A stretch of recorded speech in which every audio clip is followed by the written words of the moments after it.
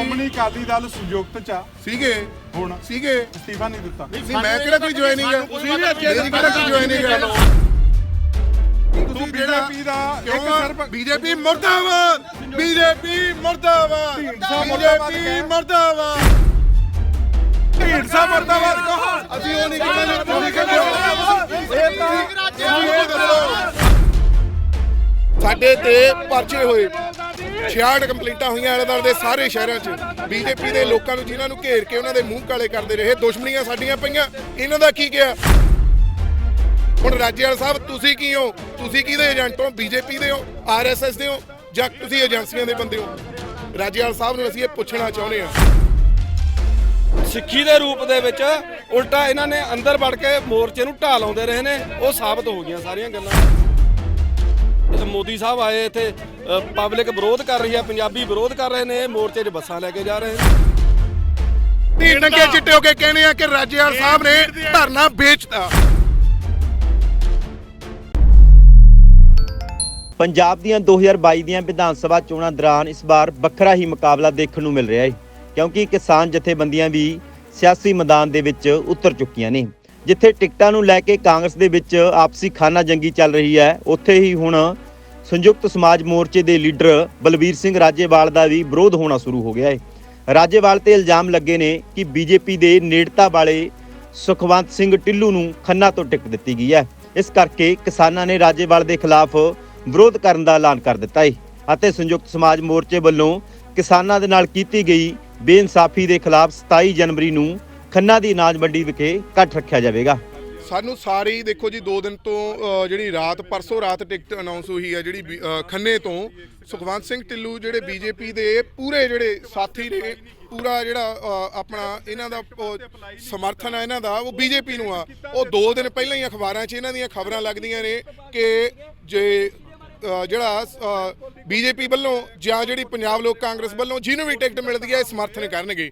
ਤੇ 3 ਦਿਨ ਪਹਿਲਾਂ ਇਹ ਰੈਲੀ ਤੇ ਜਿਹੜੀਆਂ ਆਪਣੀਆਂ ਬੱਸਾਂ ਲੈ ਕੇ ਗਏ ਨੇ ਫਿਰੋਜ਼ਪੁਰ, ਜਿੱਥੇ ਪੂਰੇ ਪੰਜਾਬ ਦਾ ਜਲੂਸ ਨਿਕਲਿਆ। ਇਹਨਾਂ ਨੇ ਉੱਥੇ ਆਪਣਾ ਪੂਰਾ ਜਿਹੜਾ ਇਕੱਠ ਲੈ ਕੇ ਗਏ ਨੇ। ਸੋ ਅੱਜ ਰਾਜੇਵਾਲ ਸਾਹਿਬ ਤੋਂ ਅਸੀਂ ਇਹ ਪੁੱਛਦੇ ਹਾਂ, ਰਾਜੇਵਾਲ ਸਾਹਿਬ ਤੋਂ ਇਹ ਪੁੱਛਦੇ ਹਾਂ ਕਿ ਇਹੋ ਜਿਹਾ ਕਿਹੜਾ ਗੰਗਾ ਜਲ ਹੈ ਰਾਜੇਵਾਲ ਸਾਹਿਬ, ਜਿਹਾ ਕਿਹੜਾ ਅੰਮ੍ਰਿਤ ਛਕਾਤਾ ਇਹਨਾਂ ਨੂੰ ਜਿਹੜਾ ਇੱਕ ਦਿਨ 'ਚ ਬੀਜੇਪੀ ਤੋਂ ਕਿਸਾਨ ਬਣਾਤੇ। 700 ਕਿਸਾਨ ਜਿਹੜੇ ਸਾਡੇ ਸ਼ਹੀਦ ਹੋਏ, ਜਿਹੜੇ ਦਿਨ ਪੁਰ ਰਾਤ ਸਾਰੇ ਲੋਕ ਲੱਗੇ ਰਹੇ, ਉਹਨਾਂ ਦਾ ਜਿਹੜਾ ਇੱਕੋ ਦਮ ਇਹਨਾਂ ਨੇ ਜਿਹੜਾ ਭਲਾਤਾ ਸਾਰਾ ਕੀਤਾ ਕਰਾਇਆ, ਮਿੱਟੀ 'ਚ ਮਿਲਾਤਾ। ਸਾਨੂੰ ਵੀ ਦੱਸ ਦਿੰਦੇ, ਭਰੋਸੇ 'ਚ ਲੈ ਲੈਂਦੇ, ਅਸੀਂ ਵੀ ਫਿਰ ਤੁਹਾਡੇ ਨਾਲ ਤੁਰ ਪੈਂਦੇ, ਬੀਜੇਪੀ ਦੇ ਨਾਲ ਤੁਰ ਪੈਂਦੇ। ਅਸੀਂ ਕਿਉਂ ਦੁਸ਼ਮਣੀਆਂ ਪਾਉਂਦੇ ਰਹੇ ਹਾਂ? ਸਾਡੇ ਤੇ ਪਰਚੇ ਹੋਏ 66 ਕੰਪਲੇਂਟਾਂ ਹੋਈਆਂ ਆਲੇ-ਦੁਆਲੇ ਦੇ ਸਾਰੇ ਸ਼ਹਿਰਾਂ 'ਚ ਬੀਜੇਪੀ ਦੇ ਲੋਕਾਂ ਨੂੰ, ਜਿਨ੍ਹਾਂ ਨੂੰ ਘੇਰ ਕੇ ਉਹਨਾਂ ਦੇ ਮੂੰਹ ਕਾਲੇ ਕਰਦੇ ਰਹੇ। ਦੁਸ਼ਮਣੀਆਂ ਸਾਡੀਆਂ ਪਈਆਂ, ਇਹਨਾਂ ਦਾ ਕੀ ਗਿਆ? ਤਾਂ ਵਾਲੇ ਲੀਡਰ ਤਾਂ ਲੀਡਰ ਰਹਿ ਗਏ। ਇਹਨਾਂ ਨੂੰ ਪਾਰਟੀਆਂ ਨੇ ਵੀ ਸਲਾਹ ਦੇਣਾ, ਲੋਕਾਂ ਨੇ ਵੀ ਸਲਾਹ ਦੇਣਾ। ਦੁਸ਼ਮਣੀਆਂ ਸਾਡੀਆਂ ਪੈ ਗਈਆਂ, ਪਰਚੇ ਸਾਡੇ ਚੱਲਦੇ ਆ। ਕੀ ਰਾਜੇਵਾਲ ਦੀ ਇਹ ਬਿਆਨ ਤੁਸੀਂ ਸਹੀ ਸਮਝਦੇ ਹੋ? ਬਿਲਕੁਲ ਨਹੀਂ ਜੀ, ਅਸੀਂ ਵਿਰੋਧ ਕਰ ਰਹੇ ਹਾਂ, ਮੁਰਦਾਬਾਦ ਕਹਿ ਰਹੇ ਹਾਂ ਰਾਜੇਵਾਲ ਸਾਹਿਬ ਨੂੰ। ਰਾਜੇਵਾਲ ਸਾਹਿਬ ਦਾ ਪੂਰਾ ਵਿਰੋਧ ਕਰਾਂਗੇ। ਉਹ ਲੋਕਾਂ ਨੂੰ ਮਿੰਟ 'ਚ ਹੀ ਕਹਿ ਦਿੰਦੇ ਨੇ ਇਹ ਏਜੰਸੀਆਂ ਦਾ ਬੰਦਾ, ਇਹ ਬੀਜੇਪੀ ਦਾ ਬੰਦਾ, ਇਹ ਫਲਾਣਾ ਧਮਕਾਣਾ। ਪਰ ਉਹ ਨੌਜਵਾਨ ਜਿਹੜੇ ਸਾਡੇ ਵੀਰ ਸੀਗੇ, ਜਿਨ੍ਹਾਂ ਨੇ ਸੰਘਰਸ਼ 'ਚ ਨੰਗੇ ਚਿੱਟੇ ਹੋ ਕੇ ਪੁਰਜੋਰ ਆਪਣਾ ਸਾਥ ਦਿੱਤਾ, ਆਪਣੀਆਂ ਜਾਨਾਂ ਤੱਕ ਵਾਰੀਆਂ, ਉਹਨਾਂ ਲੋਕਾਂ ਨੂੰ ਇਹ ਦੱਸਦੇ ਸੀਗੇ ਕਿ ਤੁਸੀਂ ਫਲਾਣੇ ਧਮਕਾਣੇ। ਹੁਣ ਰਾਜੇਵਾਲ ਸਾਹਿਬ ਤੁਸੀਂ ਕੀ ਹੋ? ਤੁਸੀਂ ਕਿਹਦੇ ਏਜੰਟ ਹੋ? ਬੀਜੇਪੀ ਦੇ ਹੋ, ਆਰਐਸਐਸ ਦੇ ਹੋ, ਜਾਂ ਤੁਸੀਂ ਏਜੰਸੀਆਂ ਦੇ ਬੰਦੇ ਹੋ? ਰਾਜੇਵਾਲ ਸਾਹਿਬ ਨੂੰ ਅਸੀਂ ਇਹ ਪੁੱਛਣਾ ਚਾਹੁੰਦੇ ਹਾਂ। ਰਾਜੇਵਾਲ ਸਾਹਿਬ ਬਹੁਤ ਜ਼ਿਆਦਾ ਗਲਤ ਕੀਤਾ ਸੀ। ਪੂਰੇ ਸਾਨੂੰ ਖੰਨਾ ਇਲਾਕੇ ਤੋਂ, ਸਮਰਾਲਾ ਇਲਾਕੇ ਤੋਂ, ਪਹਿਲ ਤੋਂ ਫੋਨ ਆ ਰਹੇ ਨੇ, ਲੋਕ ਆ ਰਹੇ ਨੇ, ਉਹ ਪੁੱਛ ਰਹੇ ਨੇ ਅਸੀਂ ਹੁਣ ਕਿੱਧਰ ਨੂੰ ਜਾਈਏ। ਅਸੀਂ ਵਿਰੋਧ ਕਰਾਂਗੇ ਤਿੰਨੇ ਹਲਕਿਆਂ 'ਚ ਡਟ ਕੇ, ਪੂਰਾ ਡਟ ਕੇ ਵਿਰੋਧ ਕਰਾਂਗੇ। ਰਾਜੇਵਾਲ ਮੁਰਦਾਬਾਦ। ਇਹ ਤਾਂ ਸਾਨੂੰ ਕਿਉਂ ਦੁਸ਼ਮਣ ਬਣਾਇਆ? ਸਾਨੂੰ ਵੀ ਦੱਸ ਦਿੰਦੇ, ਅਸੀਂ ਵੀ ਬੀਜੇਪੀ ਜੁਆਇਨ ਕਰ ਲੈਂਦੇ, ਕੋਈ ਅਹੁਦਾ ਲੈ ਲੈਂਦੇ ਯਾਰ। ਢਿੱਲੋਂ ਸਾਹਿਬ ਦਾ ਕਹਿਣਾ ਵੀ ਇਹਨੂੰ ਹੀ ਰਾਜਨੀਤੀ ਕਹਿੰਦੇ ਨੇ। ਨਹੀਂ ਰਾਜਨੀਤੀ ਅਸੀਂ ਫਿਰ ਰਾਜੇਵਾਲ ਸਾਹਿਬ ਪਹਿਲਾਂ ਜਿਹੜੀ ਵੀ ਸਿਰ ਪਰਵਾਉਣ ਵਾਲੀ ਗੱਲ ਕਹਿੰਦੇ ਹੋ, ਇਹਨੂੰ ਰਾਜਨੀਤੀ ਕਹਿ ਰਹੇ। ਅੱਜ ਵੀ ਕਮਲ ਦੇ ਫੁੱਲ ਤੇ ਖੇਡਦਾ। ਉਹ ਰਹਿਣ ਦੇ ਕਰੋ ਤੁਸੀਂ। ਕੱਲ ਕਿੱਧਰ ਤੂੰ ਵੀ ਐਵੇਂ ਕਰਦਾ, ਤੂੰ ਵੀ ਐਵੇਂ ਕਰਦਾ। ਮੈਂ ਕੋਈ ਲੀਡਰ ਤੂੰ ਕਹਿ ਢੀਂਡਸਾ ਮੁਰਦਾਬਾਦ ਲੀਡਰਾਂ ਕੋਈ। ਮੈਂ ਤੂੰ ਕਹਿ ਢੀਂਡਸਾ ਰਾਜਨੀਤੀ ਕਿਹਨੂੰ ਕਿਹਾ ਜਾਂਦਾ? ਉਹ ਇਹਨਾਂ ਨੂੰ ਪਤਾ। ਅਸੀਂ ਤਾਂ ਸਿੱਖਾਂਗੇ ਹੁਣ। ਅਸੀਂ ਤਾਂ ਰਾਜੇਵਾਲ ਸਾਹਿਬ ਨੂੰ ਦੇਖ ਕੇ, ਇਹਨਾਂ ਨੂੰ ਦੇਖ ਕੇ ਹੁਣ ਸਿੱਖ ਜਾਾਂਗੇ। ਹੁਣ ਵੀ ਕਰਨ ਲੱਗ। ਚਲੋ ਕੋਈ ਗੱਲ ਨਹੀਂ, ਇਲੈਕਸ਼ਨ ਤੋਂ ਬਾਅਦ ਮੈਂ ਇਹਨਾਂ ਦਾ ਜਿਹੜਾ ਹੈਗਾ ਬੈਠ ਕੇ ਇਹਨਾਂ ਨਾਲ ਕਰ ਲਾਂਗੇ ਗੱਲ। ਇਹਨਾਂ ਨੂੰ ਜਿਹੜੇ ਕੋਈ ਕਮੀ ਪੇਸ਼ੀ ਹੋਊਗੀ ਅਸੀਂ ਕੱਢ ਲਾਂਗੇ। ਕੋਈ ਤੁਸੀਂ, ਮੇਰੀ ਬੇਨਤੀ ਆ ਮੀਡੀਆ ਨੂੰ, ਤੁਸੀਂ ਤੁਹਾਡਾ ਜੋ ਹੱਕ ਆ, ਰਾਈਟ ਆ, ਉਹ ਕਰੋ। ਇਹਨਾਂ ਦਾ ਹੱਕ ਆ ਵਿਰੋਧ ਕਰਨਾ। ਅਸੀਂ ਤਾਂ ਇਹ ਪੁੱਛਣਾ ਚਾਹੁੰਦੇ, ਰਾਜੇਵਾਲ ਸਾਹਿਬ ਨੇ ਬਹੁਤ ਗਲਤ ਗੱਲ ਕੀਤੀ ਹੈ।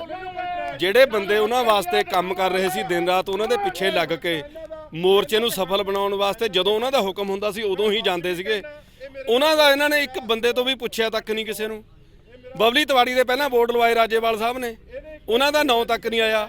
ਅੱਜ ਇਹ ਕਹਿੰਦੇ ਨੇ ਵੀ ਜਿਹਨੇ ਅਪਲਾਈ ਕੀਤਾ ਉਹਨੂੰ ਟਿਕਟ ਮਿਲੂਗੀ। ਇਹਨਾਂ ਨੇ ਅਪਲਾਈ ਕਦੋਂ ਕਰਤਾ? ਅੱਜ ਅਸਤੀਫਾ ਇਹਨਾਂ ਦਾ ਆਇਆ, ਕੱਲ ਇਹਨਾਂ ਨੂੰ ਟਿਕਟ ਮਿਲੀ ਆ, ਅੱਜ ਇਹ ਅਸਤੀਫੇ ਪਾ ਰਹੇ ਨੇ ਫੇਸਬੁੱਕਾਂ ਤੇ, ਮੀਡੀਆ ਵਾਲਿਆਂ ਨੂੰ ਪਾ ਰਹੇ ਨੇ। ਦੇਖੋ ਕਿੱਡਾ ਹਨੇਰਗਰਦੀ ਹੈ, ਪੈਸੇ ਨਾਲ ਸਾਰਾ ਕੁਝ ਸਿਸਟਮ ਚੱਲ ਰਿਹਾ। ਜਿਨ੍ਹਾਂ ਲੋਕਾਂ ਨੇ ਕਿਸਾਨੀ ਵਾਸਤੇ ਸੰਘਰਸ਼ ਕਰਿਆ ਉਹਨਾਂ ਨੂੰ ਪੁੱਛਿਆ ਤੱਕ ਨਹੀਂ ਗਿਆ।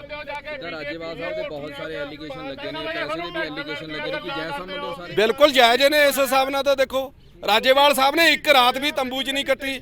ਅਸੀਂ ਜਾ ਕੇ ਉੱਥੇ ਤੰਬੂਆਂ 'ਚ ਰਾਤਾਂ ਕੱਟਦੇ ਰਹੇ ਹਾਂ।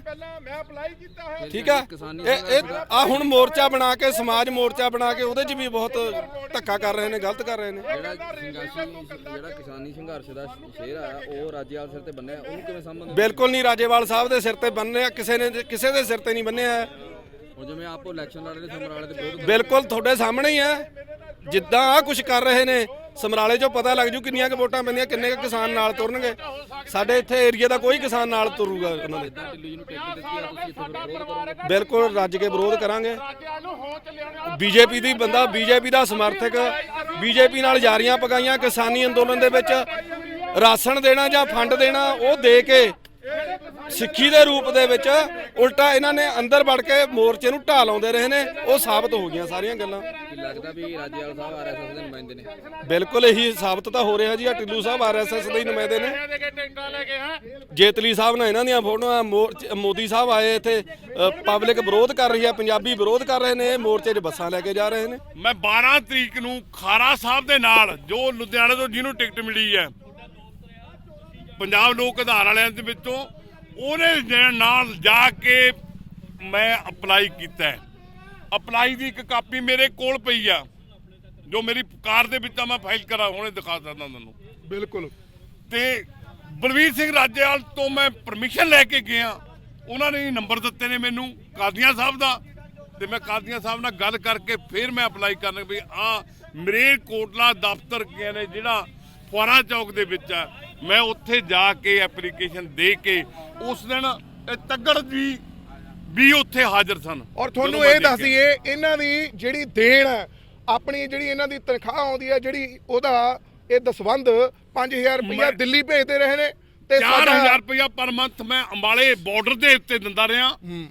1100 ਰੁਪਇਆ ਮੈਂ ਕਹਿੰਦੇ ਸਾਡੇ ਜਿਹੜੇ ਧਰਨੇ ਖੰਨੇ ਲੱਗੇ ਹੋਏ ਸੀ, ਖੰਨੇ ਧਰਨੇ ਦਿੰਦਾ ਰਿਹਾ। ਅੱਜ ਵੀ ਮੈਂ ਕਿਸਾਨਾਂ ਦੇ ਲਈ ਜਿਹੜੇ ਕੈਂਡੀਡੇਟ ਲਿਆਂਦੇ ਨੇ, ਉਹ ਸੁਖਵੰਤ ਸਿੰਘ ਢਿੱਲੋਂ ਜੀ ਪੱਚੀ ਐਪਲੀਕੇਸ਼ਨਾਂ। ਪਹਿਲਾਂ ਕਿਸੇ ਰਾਜਨੀਤੀ ਪਾਰਟੀ ਨਾਲ ਜੁੜੇ ਹੋ? ਮੈਂ ਕਿਸੇ ਪਾਰਟੀ ਦੇ ਨਾਲ ਨਹੀਂ, ਮਦਦ ਜ਼ਰੂਰ ਪਾਰਟੀਆਂ ਦੀ ਕੀਤੀ ਆ। ਉਹਨਾਂ ਤੋਂ ਦੁਖੀ ਹੋ ਕੇ ਅੱਜ ਵੀ ਕੋਰਟ ਦੇ ਵਿੱਚੋਂ ਮੈਂ ਆਰਡਰ ਲੈਣ ਨੂੰ ਖੜਾ ਸੀ, ਜੋ ਹਰਪਾਲ ਚੀਮਾ ਆਪੋਜੀਸ਼ਨ ਲੀਡਰ ਦੇ ਖਿਲਾਫ ਕੋਰਟ ਦੇ ਵਿੱਚੋਂ ਆਰਡਰ ਹੋਇਆ ਬਈ ਇਹਦੇ ਤੇ ਪਰਚਾ ਰਜਿਸਟਰ ਕੀਤਾ ਜਾਵੇ। ਸਾਡੀ ਉਹਨੇ ਸਬਮਿਟ ਕਰ ਲਈ ਹੈ ਵੀ ਜਿਹੜੀ ਤੁਸੀਂ ਥਾਣੇ 'ਚ ਕੰਪਲੇਂਟ ਕੀਤੀ ਹੈ 3 ਨੰਬਰ ਸੈਕਟਰ ਚੰਡੀਗੜ੍ਹ 'ਚ, ਉਹ ਠੀਕ ਹੈ, ਲੇਕਿਨ ਮੈਂ ਵਿਦ ਪ੍ਰੂਫ ਦੇ ਨਾਲ, ਵਿਦ ਐਵੀਡੈਂਸ ਦੇ ਨਾਲ ਹੀ ਪਰਚਾ ਰਜਿਸਟਰ ਕਰਾਂਗੀ, ਤਾਂ ਜੋ ਮੈਂ ਹੁਣ ਸਮਨਿੰਗ ਦੇ ਜ਼ਰੀਏ ਹਰਪਾਲ ਚੀਮਾ ਨੂੰ ਵੀ ਤਲਬ ਕਰਾਂਗੀ ਤੇ ਮੈਂ ਆਪੋਜੀਸ਼ਨ ਸਪੀਕਰ ਨੂੰ ਵੀ ਤਲਬ ਕਰਾਂਗੀ। ਹੁਣ ਜਿਵੇਂ ਤੁਹਾਨੂੰ ਟਿਕਟ ਨਹੀਂ ਦਿੱਤੀ ਗਈ, ਕੀ ਕਹਿਣਾ? ਮੈਨੂੰ ਕੋਈ ਵਿਰੋਧ ਨਹੀਂ, ਮੈਂ ਅੱਜ ਵੀ ਮਦਦ ਤੇ ਹਾਂ। ਪਰ ਇੱਕ ਜੋ ਮੈਂ ਅੱਜ ਦੇਖਿਆ, 3 ਚੀਜ਼ਾਂ ਜੋ ਕਿਸਾਨਾਂ ਦੇ ਵਿੱਚ ਇੱਕ ਗਰੁੱਪ ਕੋਈ ਬੀਜੇਪੀ ਦੀ ਮਦਦ ਤੇ ਹੈਗਾ, ਉਹਦੇ 'ਚ 3 ਟਿਕਟਾਂ ਗਈਆਂ ਨੇ ਸੰਯੁਕਤ ਅਕਾਲੀ ਦਲ ਦੇ ਵਿੱਚੋਂ ਖੰਨੇ ਦੀ, ਕਿਉਂ ਢੀਂਡਸਾ ਸਾਹਿਬ ਪੂਰੇ ਬੀਜੇਪੀ ਦੇ ਨਾਲ ਹੱਥ ਮਿਲੇ ਨੇ, ਸੀ ਟੀਮ ਆ ਉਹਨਾਂ ਦਾ ਅਲਾਈਅੰਸ ਹੈ, ਅਲਾਈਅੰਸ ਆ ਬੀਜੇਪੀ ਦੇ ਨਾਲ। ਉਹਦੇ ਬਾਅਦ ਲੱਖਾ ਸਿਧਾਣਾ ਜਿਹਨੂੰ ਇਹਨਾਂ ਨੇ ਗਰਦਾਰ ਕਿਹਾ, ਆਰਐਸਐਸ ਦਾ ਬੰਦਾ ਕਿਹਾ, ਆਰਐਸਐਸ ਦਾ ਬੰਦਾ ਕਿਹਾ, ਉਹਨੂੰ ਟਿਕਟ ਮੌੜ ਮੰਡੀ ਤੋਂ ਦਿੱਤੀ। ਫਿਰ ਪਰਮਿੰਦਰ ਢੀਂਡਸਾ ਦੇ ਸਾਹਮਣੇ ਡੰਮੀ ਲੀਡਰ ਲਿਆਂਦਾ ਗਿਆ, ਵਰਿੰਦਰ ਗੋਇਲ ਜੀ, ਉੱਥੇ ਜਿਹੜਾ ਪਿਛਲਾ ਇਲੈਕਸ਼ਨ ਆਪ ਤੋਂ ਲੜਿਆ ਸੀ, ਜਿਹਨੇ ਭੱਠਲ ਨੂੰ ਵੀ ਲੀਡ ਕੀਤਾ ਸੀ, ਉਹ ਦੂਜੇ ਨੰਬਰ ਤੇ ਸੀ। ਉਹਦੀ ਟਿਕਟ ਕਿਉਂ ਕੱਟੀ ਗਈ? ਕਿਉਂਕਿ ਇਹ ਇੱਕ ਗਰੁੱਪ ਕਾਂਗਰਸ ਨਾ ਸਮਾਜ ਕਿਸਾਨ ਸਮਾਜ ਦੇ ਵਿੱਚ ਵੀ ਬੈਠਾ ਬੀਜੇਪੀ ਦੀ ਮਦਦ ਕਰਨ ਨੂੰ। ਜਿਹੜਾ ਰਾਜੇਵਾਲ ਆ, ਤੁਸੀਂ ਇਹਨੂੰ ਸਮਝਦੇ ਹੋ? ਮੈਂ ਨਹੀਂ, ਮੈਂ ਕਿਸੇ ਦਾ ਨਾਂ ਨਹੀਂ ਲਵਾਂਗਾ। ਜਿੱਦਾਂ ਤੁਸੀਂ ਕਹਿ ਰਹੇ ਹੋ ਵੀ ਇਹ ਸਾਰੀਆਂ ਜਾਣੀ ਕਿ ਜਿੰਨੀਆਂ ਵੀ ਜਾ ਰਹੀਆਂ ਨੇ ਇਹ ਇੱਕ ਬੀਜੇਪੀ ਦੀ ਬਹੁਤ ਵੱਡੀ ਇੱਥੋਂ ਅਸੀਂ ਮੋਦੀ ਯਾਰ ਸਾਹਿਬ game ਅਸੀਂ ਖੇਡਦਾ। ਨੰਗੇ ਚਿੱਟੇ ਹੋ ਕੇ ਕਹਿੰਦੇ ਆ ਕਿ ਰਾਜੇਵਾਲ ਸਾਹਿਬ ਨੇ ਖੇਡਦੇ ਆ। ਧਰਨਾ ਵੇਚਤਾ। ਹੁਣ ਅਸੀਂ ਕਹਾਂਗੇ, ਸਾਨੂੰ ਲੱਗਦਾ ਪਹਿਲਾਂ ਲੋਕ ਕਹਿੰਦੇ ਸੀ, ਹੁਣ ਅਸੀਂ ਵੀ ਕਹਾਂਗੇ। ਪਹਿਲਾਂ ਨਾਲ ਸੀਗੇ ਅਸੀਂ, ਹੁਣ ਉਹਨਾਂ ਦਾ ਮੈਂ ਜੋ ਜਿੱਦਣ ਮੇਰੇ ਜੋ ਉਹਨਾਂ ਦਾ ਆ ਸਾਹਮਣੇ ਆ ਰਿਹਾ ਨਾ, ਅਸੀਂ ਹੁਣ ਇਹਨੂੰ ਦੇਖਦੇ ਹੋਏ, ਮੱਦੇ ਨਜ਼ਰ ਦੇਖਦੇ ਹੋਏ ਹੁਣ ਅਸੀਂ ਕਹਾਂਗੇ ਕਿ ਉਹਨਾਂ ਨੇ ਮੋਰਚਾ ਵੀ ਵੇਚਿਆ। ਪਹਿਲਾਂ ਜਿਹੜੀਆਂ ਚਿੱਠੀਆਂ ਭੇਜੀਆਂ ਉਹ ਸਾਰਾ ਕੁਝ ਜਿਹੜਾ ਬਾਗੜ ਬਿੱਲਾ ਜਿਹੜਾ ਥੈਲਿਓ ਹੁਣ ਬਾਹਰ ਆਇਆ। ਪਹਿਲਾਂ ਬਿੱਲੀਆਂ ਆਉਂਦੀਆਂ ਸੀ, ਸਾਡਾ 50 ਹੁਣ ਬਾਗੜ ਬਿੱਲਾ ਸਾਲ ਬਾਹਰ ਆ ਕਿਸਾਨੀ ਗਿਆ। ਪਰਿਵਾਰ ਆ। ਨੇ ਕਿਸਾਨਾਂ ਦੇ ਹੱਕ 'ਚ ਖੜੇ ਹੋਣਾ ਚਾਹੀਦਾ ਸੀ। ਜਿੱਥੇ ਨਹੀਂ ਖੜੇ, ਜਿੱਥੇ ਉਹਨਾਂ ਨੂੰ ਲੋੜ ਪਈ, ਤੁਸੀਂ ਆਪਣੇ ਮੂੰਹੋਂ ਕਹਿ ਕੇ ਪੁੱਛ ਕੇ ਕਿ ਸਾਨੂੰ ਦੱਸਿਓ। ਫਿਰ ਉੱਥੋਂ ਤੁਸੀਂ ਭਗੌੜੇ ਹੋਏ, ਕੱਲੀਆਂ ਫੋਟੋਆਂ ਖਿਚਾ ਕੇ ਅਖਬਾਰਾਂ ਚਲਾ ਕੇ ਆਪਣੇ ਵੱਲੋਂ ਹੀ ਤੁਸੀਂ ਹੀਰੋ ਨਹੀਂ ਬਣ ਸਕਦੇ। ਲੋਕਲ ਲੈਵਲ ਤੇ ਲੋਕਾਂ ਨੂੰ ਪਤਾ, ਜ਼ਮੀਨੀ ਪੱਧਰ ਤੇ ਤੁਹਾਡੀ ਸੱਚਾਈ ਕੀ ਹੈ। ਤੁਸੀਂ ਇਦਾਂ ਕੱਲੀਆਂ ਫੋਟੋਆਂ 'ਚ ਹੀਰੋ ਨਹੀਂ ਬਣ ਸਕਦੇ। ਤੁਹਾਡੇ ਜਰੀਏ ਇੱਕ ਮੈਂ ਹੋਰ ਅਪੀਲ ਕਰਨਾ ਚਾਹੁੰਦਾ, ਮੈਂ ਸਾਰੀ ਪਾਰਟੀਆਂ ਤੋਂ ਉੱਪਰ ਉੱਠ ਕੇ ਅੱਜ ਵੀ ਕਿਸਾਨਾਂ ਦੀ ਮਦਦ ਕਰਨਾ ਚਾਹੁੰਦਾ, ਕਿਉਂਕਿ ਇਹਨਾਂ ਨੇ ਇੱਕ ਸੋਚ ਸਮਾਜਿਕ ਚੇਂਜ ਦੀ ਇੰਡੀਆ ਦੇ ਬਾਰਡਰਾਂ ਤੇ ਖੜੀ ਕਰਤੀ ਸੀ, ਦਿੱਲੀ ਦੇ ਬਾਰਡਰਾਂ ਤੇ। ਲੇਕਿਨ ਜਦੋਂ ਇਹੋ ਜਿਹੀਆਂ ਚੀਜ਼ਾਂ ਦਿਖਣ ਲੱਗ ਜਾਣ ਵਿੱਚੋਂ ਬੜਾ ਮਨ ਨੂੰ ਦੁੱਖ ਲੱਗਦਾ, ਯਾਰ ਕਿੰਨੇ ਸੋਚ ਕਿੱਧਰ ਜਾ ਰਹੀ ਸੀ, ਅੱਜ ਪੈਸਿਆਂ ਦੀ ਥੈਲੀ ਖਾਤਰ ਕਿੱਧਰ ਵਿਕਦੀ ਫਿਰਦੀ ਹੈ। ਕਿਸਾਨਾਂ ਨੂੰ ਕੀ ਸੰਦੇਸ਼ ਦੇਣਾ ਚਾਹੁੰਦੇ ਹੋ ਇਹੋ ਜਿਹੀ ਗੱਲ? ਮੈਂ ਉਹਨਾਂ ਨੂੰ ਚਾਹੁੰਦਾ, ਨਰੋਲ ਸੱਚੇ ਸੁੱਚੇ ਬੰਦੇ ਅੱਗੇ ਲਿਆਓ। ਮੈਂ ਪਹਿਲਾ ਬੰਦਾ ਹੋਊਂਗਾ ਜਿਹੜੀ ਆਪਣੀ ਸਾਰੀ ਪੈਨਸ਼ਨ ਭਰ ਦੂੰਗਾ ਵੀ ਇੱਕ ਕੋਆਪਰੇਟਿਵ ਸਿਸਟਮ ਲਿਆਉਣ ਲਈ ਖੜੇ ਕਰੋ ਤੇ ਲੋਕਾਂ ਦੇ ਸਾਡੀ ਯੂਥ ਨੂੰ ਬਚਾਓ, ਜਿਨ੍ਹਾਂ ਦੀ ਅੱਜ ਸਾਡੀ ਫੋਰਨ ਤੁਰੇ ਫਿਰਦੇ ਨੇ। ਉਹਨਾਂ ਦਾ ਉੱਥੇ ਹਾਲ ਦੇਖੋ ਜਾ ਕੇ, ਫੋਰਨ ਦੇ ਵਿੱਚ ਡਾਕਟਰ ਨਹੀਂ ਮਿਲਦੇ ਉਹਨਾਂ ਨੂੰ ਇਲਾਜ ਕਰਨ ਲਈ, ਤੇ ਆਹ ਹਾਲ ਆ ਉਹਨਾਂ ਦਾ।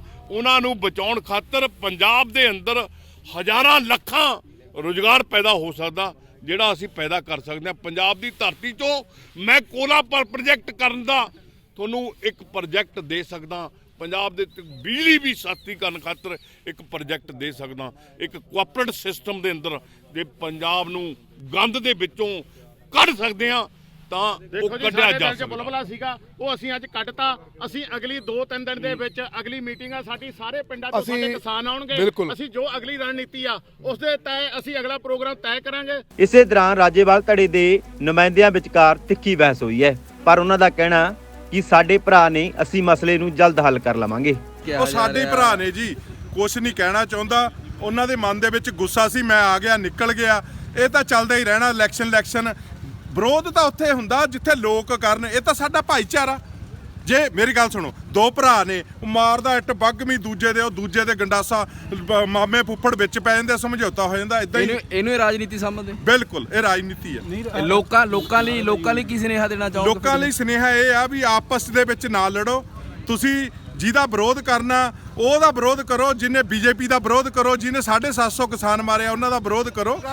ਵੀ ਲੋਕ ਵੀ ਘਰਾਂ ਦੇ ਵਿੱਚ ਇਹੀ ਰਾਜਨੀਤੀ ਬਣਾਉਣ, ਵੀ ਜਾਣ ਕੇ ਇੱਕ ਦੂਜੇ ਸਿਰ ਪਾੜ ਕੇ ਸਮਝੌਤੇ ਕਰਾਉਣ। ਨਹੀਂ, ਇਹ ਲੋਕ ਕਰਦੇ ਨੇ। ਮੈਂ ਤਾਂ ਲੋਕਾਂ ਨੂੰ ਕਿਉਂ ਕਹੂੰਗਾ, ਮੈਂ ਤਾਂ ਲੋਕਾਂ ਦਾ ਨੁਮਾਇੰਦਾ। ਨਹੀਂ, ਹੁਣ ਜਿਵੇਂ ਹੁਣ ਰਾਜੇਵਾਲ ਦਾ ਵਿਰੋਧ ਕਰ ਰਹੇ ਨੇ, ਰਾਜੇਵਾਲ ਦਾ ਕੌਣ ਕਰਦਾ ਵਿਰੋਧ? ਕਿਸੇ ਦਾ ਕੋਈ ਨਾਅਰੇਬਾਜ਼ੀ। ਜੇ ਦੇਖੋ ਮੇਰੀ ਗੱਲ ਸੁਣੋ, ਉਹ ਜਿਹੜੇ ਨਾਰੇ ਲਾ ਰਹੇ ਨੇ, ਉਹ ਜੇ ਤਾਂ ਉਹਨਾਂ ਨੇ ਟਿਕਟ ਅਪਲਾਈ ਕੀਤੀ ਆ ਫਿਰ ਤਾਂ ਰਾਜੇਵਾਲ ਦਾ ਨਾਂ ਲੈਣ ਦੇ ਹੱਕ 'ਚ ਆ। ਜੇ ਉਹਨਾਂ ਨੇ ਟਿਕਟ ਨਹੀਂ ਅਪਲਾਈ ਕੀਤੀ, ਉਹ ਨਾਂ ਨਹੀਂ ਲੈ ਸਕਦੇ। ਤੁਸੀਂ ਉਹਨਾਂ ਨੂੰ ਪੁੱਛੋ, ਉਹਨਾਂ ਕੋਲ ਕੀ ਪ੍ਰੂਫ ਆ ਕਿ ਉਹ ਰਾਜੇਵਾਲ ਦਾ ਨਾਂ ਲੈਂਦੇ ਆ। ਤੁਸੀਂ ਕਦੋਂ ਅਪਲਾਈ ਕੀਤੀ ਹੈ ਟਿਕਟ? ਮੈਨੂੰ ਤਾਂ ਹਫਤਾ ਹੋ ਗਿਆ। ਜਾਣੀ ਕਿ ਤੁਸੀਂ ਫਿਰ ਦੂਸਰੀ ਪਾਰਟੀ ਦੇ ਵਿੱਚੋਂ ਅੱਜ ਕੀ ਕਹਿੰਦੇ ਆ, ਰਿਜ਼ਾਈਨ ਦੇ ਰਹੇ ਹੋ, ਕੀ ਕਹਿਣਾ ਅੱਜ ਕੌਣ ਦਿੰਦਾ ਰਿਜ਼ਾਈਨ? ਡੇਟ ਪੜੋ ਯਾਰ, ਉਹਦੇ ਤੇ ਤੁਹਾਡੇ ਕੋਲੇ WhatsApp ਤੇ ਆ। ਤੁਸੀਂ ਕੌਣ ਕਿਵੇਂ ਕਰੀ ਜਾਂਦੇ? ਤੁਸੀਂ ਮੈਂ ਤੁਹਾਡੇ ਮੂਹਰੇ ਹੱਥ ਬੰਨ੍ਹਦਾ। ਇਹ ਕੋਈ ਗੱਲ ਨਹੀਂ, ਕੋਈ ਬਾਤ ਨਹੀਂ। ਉਹਨਾਂ ਦੇ ਪਰਸਨਲ ਰੰਜਿਸ਼ ਸੀਗੀ, ਉਹਨਾਂ ਦੇ ਮੇਰੇ ਉਹ ਨਿਕਲ ਗਈ, ਕੋਈ ਗੱਲ ਨਹੀਂ। ਦੱਸ ਦਈਏ ਕਿ ਪੰਜਾਬ ਦੀ ਸਿਆਸਤ ਦਿਨ ਪਰ ਦਿਨ ਉਲਝਦੀ ਹੀ ਜਾ ਰਹੀ ਹੈ। ਹੁਣ ਦੇਖਣਾ ਹੋਵੇਗਾ ਕਿ ਇਸ ਬਗਾਵਤ ਨੂੰ ਰੋਕਣ ਦੇ ਲਈ ਬਲਵੀਰ ਸਿੰਘ ਰਾਜੇਵਾਲ ਕੀ ਕਰਦੇ ਨੇ, ਜਾਂ ਫਿਰ ਇਹ ਮਾਮਲਾ ਹੋਰ ਵੀ ਜ਼ਿਆਦਾ ਗਰਮਾਏਗਾ। ਖੰਨਾ ਤੋਂ ਰਵਿੰਦਰ ਢਿੱਲੋਂ ਦੀ ਰਿਪੋਰਟ। P5 ਚੈਨਲ ਪੰਜਾਬੀ ਹੁਣੇ ਸਬਸਕ੍ਰਾਈਬ ਕਰੋ, ਬੈਲ ਆਈਕਨ ਤੇ ਕਲਿੱਕ ਕਰੋ। ਕੀ ਹੁੰਦੀ ਹੈ ਜਮ੍ਹਾਂਬੰਦੀ, ਕਿਵੇਂ ਬਣਦੀ ਹੈ ਵਸੀਅਤ, ਜ਼ਮੀਨ ਜਾਇਦਾਦ ਦੇ ਹਰ ਮਸਲੇ ਤੇ ਕਰਾਂਗੇ ਚਰਚਾ। ਦੇਖਣਾ ਨਾ ਭੁੱਲਣਾ ਸਾਡਾ ਖਾਸ ਪ੍ਰੋਗਰਾਮ naibtehsildar.com ਕਾਨੂੰਨ ਜਾਇਦਾਦ ਦਾ।